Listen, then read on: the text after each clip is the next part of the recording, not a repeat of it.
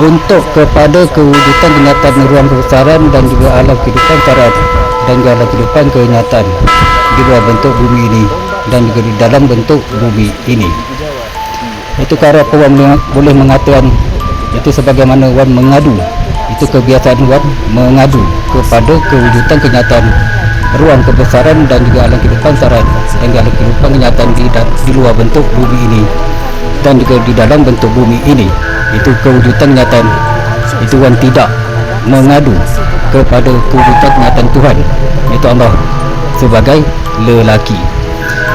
Dan itulah perkara apa Wan boleh mengatakan itu sebagaimana kebiasaan Wan mengadu pada kewujudan kenyataan ruang kebesaran dan juga alam kehidupan syarat dan juga alam kehidupan kenyataan di luar bentuk bumi ini dan di dalam bentuk bumi ini. Sebab itulah perkara apa Wan boleh mengatakan kewujudan kenyataan Tuhan, iaitu Allah, dia sebagai lelaki. Itu sebagaimana bencana yang pernah berlaku di negara Indonesia, itu di Aceh. Itu sebagaimana berita TV3 ini adalah mengulang berita bencana tsunami yang pernah berlaku pada tahun 2004, dan lebih kurangnya boleh dikatakan hampir 20 tahun lebih perkara itu berlaku.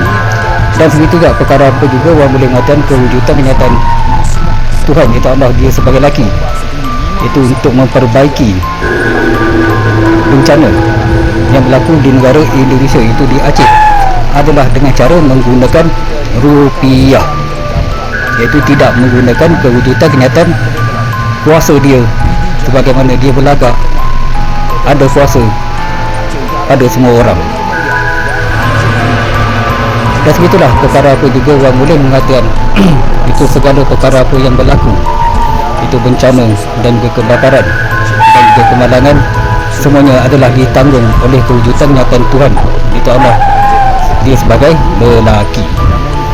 Dan sebegitulah perkara apa Wan boleh mengatakan itu sebagaimana kebiasaan Wan mengadu pada kewujudan kenyataan ruang kebesaran dan juga alam kehidupan syarat dan juga alam kehidupan kenyataan di luar bentuk bumi ini dan juga di dalam bentuk bumi ini.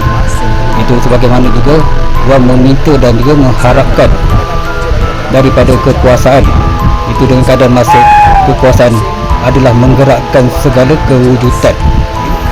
Itu sebagaimana kepada Wan boleh mengatakan itu dengan keadaan Wan meminta dan juga mengharapkan kekuasaan dan juga kekuatan dan juga kemampuan milik yang terdapat pada kewujudan kenyataan ruang kebesaran dan juga alam kehidupan syarat dan juga alam kehidupan kenyataan di luar bentuk bumi ini dan di dalam bentuk bumi ini, itu dapatlah mewujudkan syurga, syurga yang boleh dimakan, juga rezeki yang boleh dimakan dan juga rezeki yang boleh diminum dan juga rezeki yang tidak boleh dimakan dan juga rezeki yang tidak boleh diminum.